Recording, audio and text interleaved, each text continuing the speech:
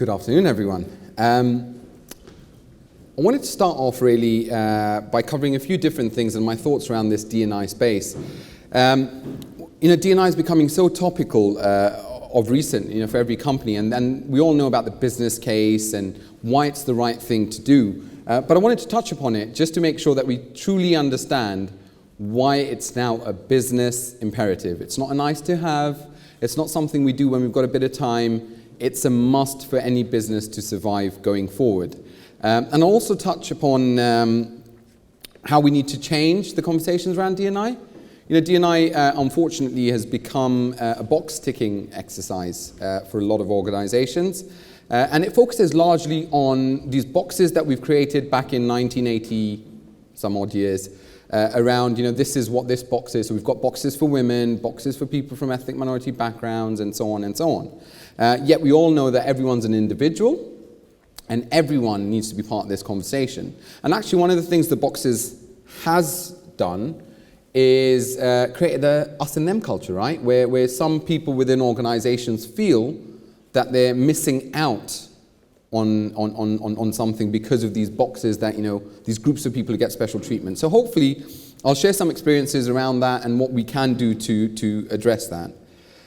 So the first thing, the business case, it is very, very clear. If your staff feel included, you get better performance, better innovation, better products. And that's not just me saying it. I truly do believe that. But there's pieces of research from the Center for Talent Innovation in the States that did some extensive research on this. So it's a fact. What's interesting, just to mention on that, this is not if you've got a diverse workforce, right? We all measure diversity, don't we? We have X percentage of women within our organization, or X percentage of people from different backgrounds. It's inclusion. Diversity data by itself is useless.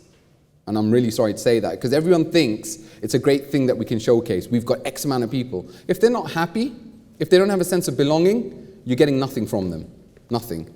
So we really need to start focusing on the inclusion piece, and this highlights how and why it's actually really, really important. And one of the really important things with this as well is it breaks group thinking. When you've got inclusive teams, even the majority within an organization or the majority within a team, guess what? They're individuals as well.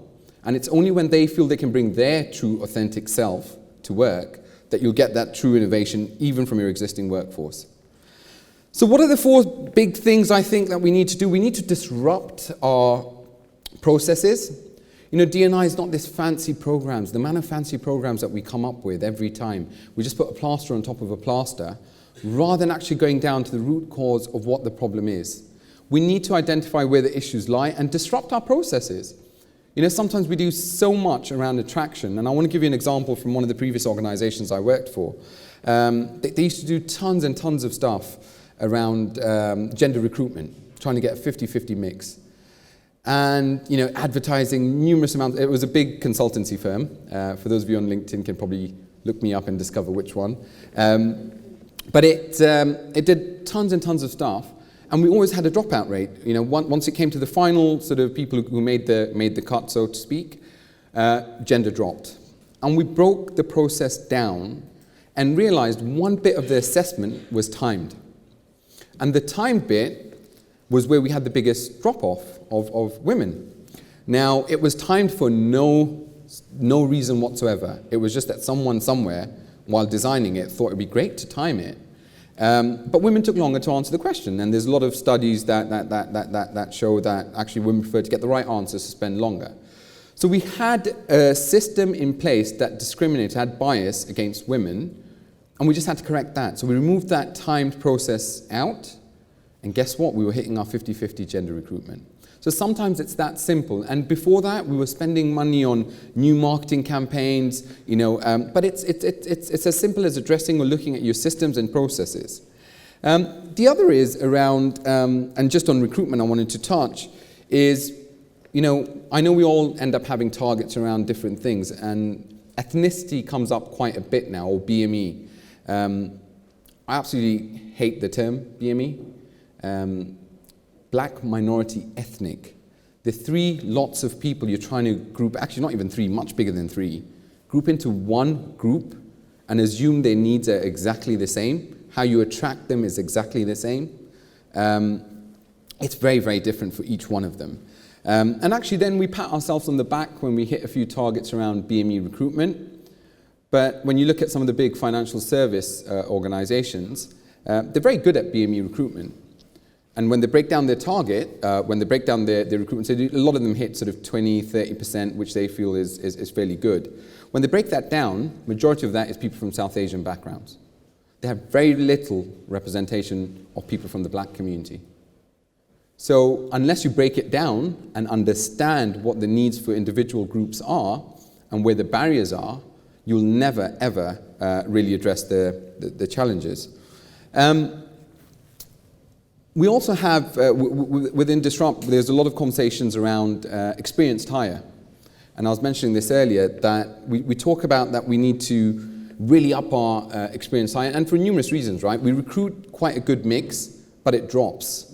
It drops at sort of middle management level. We lose women, we lose people from different backgrounds, and so on. But what we end up doing is we continuously replace them with men. That's what we end up doing, because we look around and we think, well, actually we need this much experience. We need the individual with 5 degrees and 50 years of workable experience that we can use. Why? Why are we not changing how we're giving opportunities? What about that person who'll be good enough next year or will be good enough in a few years? Why not give them the opportunity? And then comes the question of, within that, of pay. Now, I don't know if this has come up earlier on, but pay negotiations or pay, and this is such a topical issue as well. Experienced hire, do we tell them what the average pay or what the pay for the position is? Or do we ask the silly question that we like asking, which is, how much do you get paid now or before?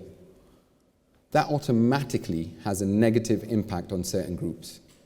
Because we know for a fact that, let's take gender for example, women are usually paid less for similar roles. Look at ethnicity, again, similar challenges. So why can't we present an average of what a salary is going to be for a position and then let the person choose? Now why? Because that costs money, right? So every organization will think, well, actually that's going to cost us tons of money. If you recruit them, month, 2 months in, they're sitting next to someone who's on the same level as them, and they ask them how much they earn, which people do discuss, guess what? They will leave at some point because they'll feel undervalued, underpaid. So we need to look at these sort of things. So not the usual, let's get a new ad campaign, let's look at, what else we can do in that respect. But we need to start addressing some of our internal challenges and barriers. Also around that is moving away from our stereotypes, which can be so dangerous when it comes to recruitment. I want to give you an example. So I spent a long time in policing. That's a whole day's conference in itself, just explaining to you what I did there. But I headed up D&I for the police service. And one of the things we had a tendency of doing, when we wanted to recruit people from different backgrounds, we went to the most deprived areas we could find and tried to get them to join us. What that resulted in was a lot of applications, very few successes. And the question I asked was, if we were recruiting the majority that we had, so if we were recruiting, let's say, more people from the white community, would we go to the most deprived areas and try to recruit? We wouldn't. So why do we do it when we want to recruit diversity or people from different backgrounds? There are people from BME, if we can use that term, who don't all live in a certain part of London or England and so on. But then that brings the challenge around to social mobility, right? Which is such a topical issue. How do we address social mobility? Social mobility, what the biggest barriers are some of the processes and things we have in place. Imagine someone, and I heard that someone mentioned impostor syndrome earlier on. Imagine coming from a socioeconomic background where you haven't had access or you haven't seen some of these big buildings that we own. Imagine, let's take our offices, and my colleague knows our offices in the Telegraph, very posh. And imagine turning up there for an interview. You're not only dealing with the fact that you're coming for an interview, you're also dealing with this new environment, this uncomfortableness. So what can we do, which is beyond what's on paper, to make these things comfortable for them? Why not have an open day? Why not provide access in other ways? Why not change how we interview? So those are the kind of things we need to address. Changing mindsets, this is really important.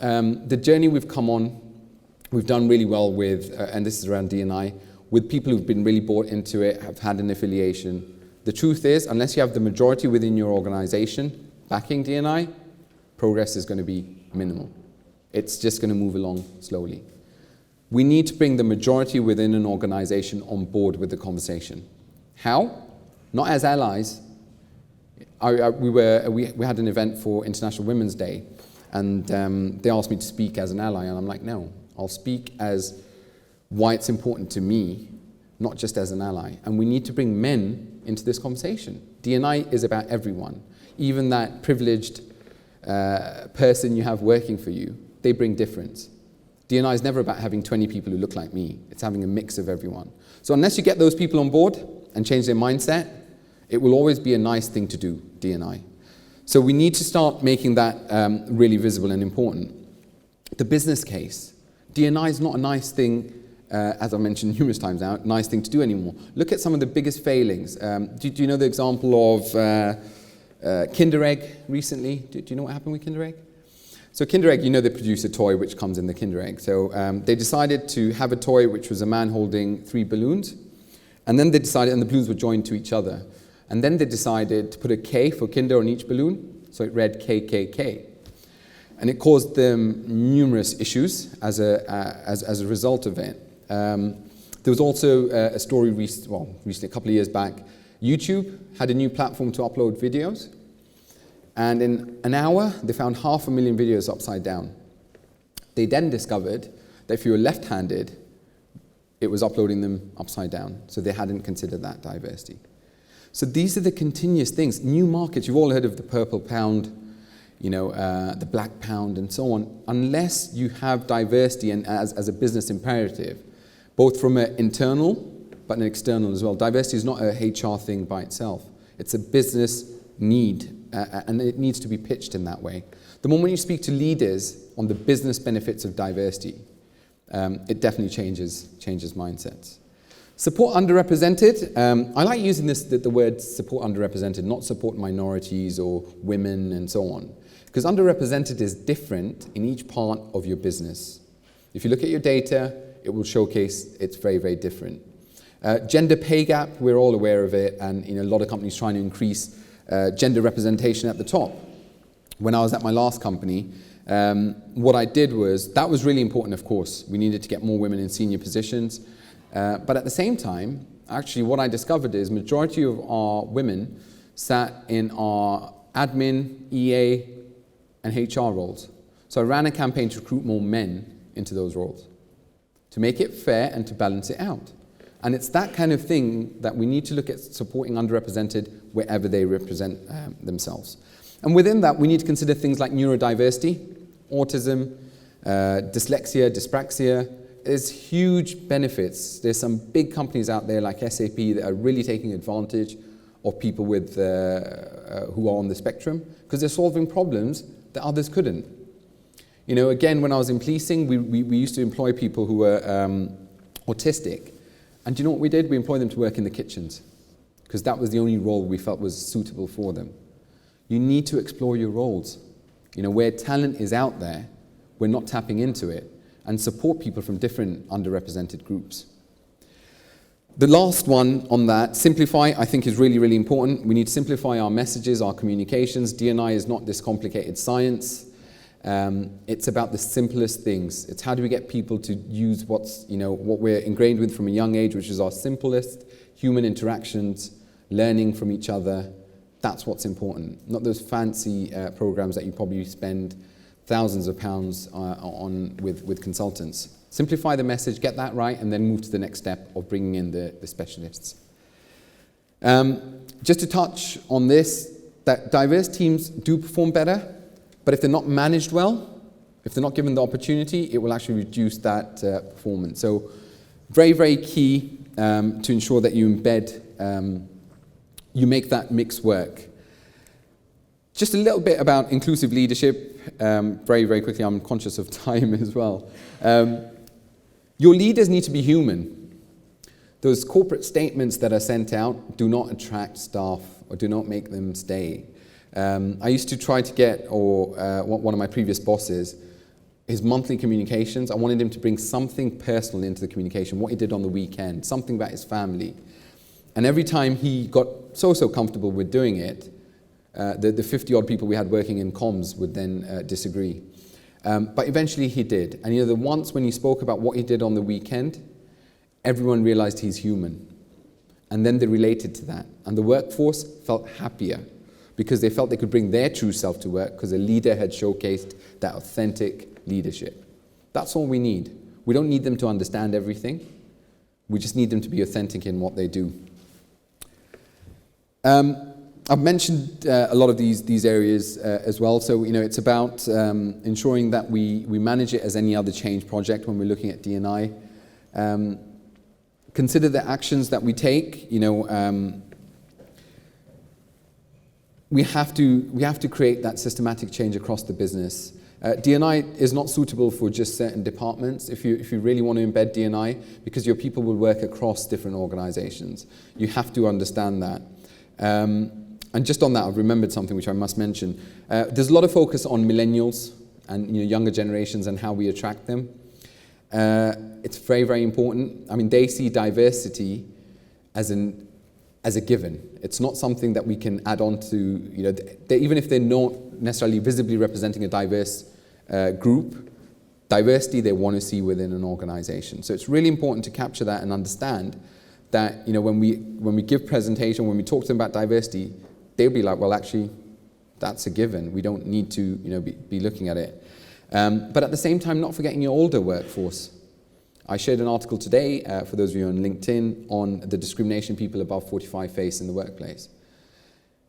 We forget how vulnerable it can be. Now, I'm just below that 45 mark, but I struggle with software and technology. And everyone talks about how great it is. We use Google Chrome, and it's not easy, right? But we're only talking about the great benefits for the younger generations who are adapting to this, forgetting the people who have the experience and knowledge that you've got who are feeling vulnerable. Diversity is not about a certain group, it's about everyone. So we must ensure that we consider that when we're thinking of bringing different people in. Imagine in an interview you selling to someone how great your technology is, and they're of a certain generation where technology is difficult. That won't be the job for them. So it's how we communicate some of these things. I've talked about disrupt normal processes. The final thing I really wanted to touch upon is, so based on everything I've said and around the future of diversity and inclusion, belonging, which is what I have in my title, is where we want to get to. If you have true inclusion, your staff will feel they belong. Belonging conversations are much easier, by the way. The D&I conversations get hard. Everyone wants to create a sense of belonging. We grow up wanting to belong. It's human nature. There's numerous pieces of research into this. But if we create that true, genuine belonging, you get 3.5 times more productivity from your staff. You also allow them to have a sense of trust, being authentic, and they stay longer. Again, this is not me. There's numerous pieces of research out there.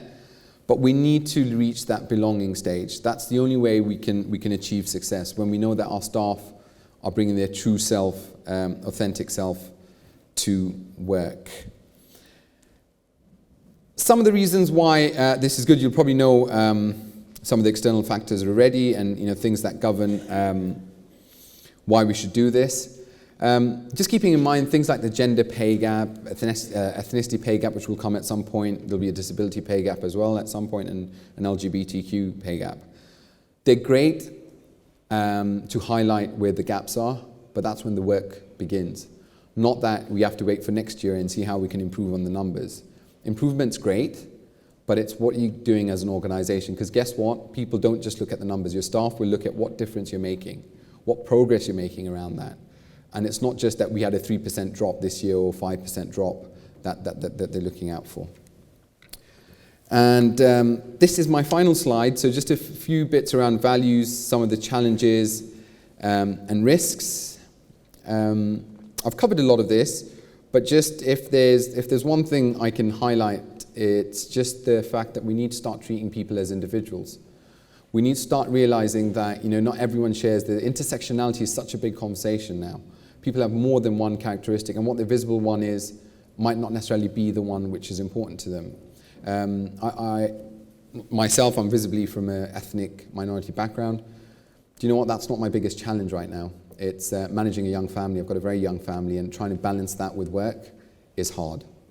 But yet, if I was to apply for a job, not that I am, because I've got a colleague here from work, but if I was, they'd probably try to sell to me all the race and ethnicity stuff that they're doing, which at this point I couldn't care less about. It's more about what you're going to do to manage flexible working, time off when I need to attend events for my son at school and so on.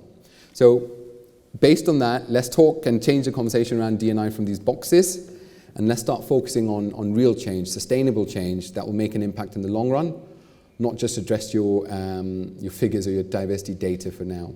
It's all a starting point, and it's all a journey, but to really lead in this space, we need to show that authentic, genuine need to make a difference from a business perspective. Thank you very much.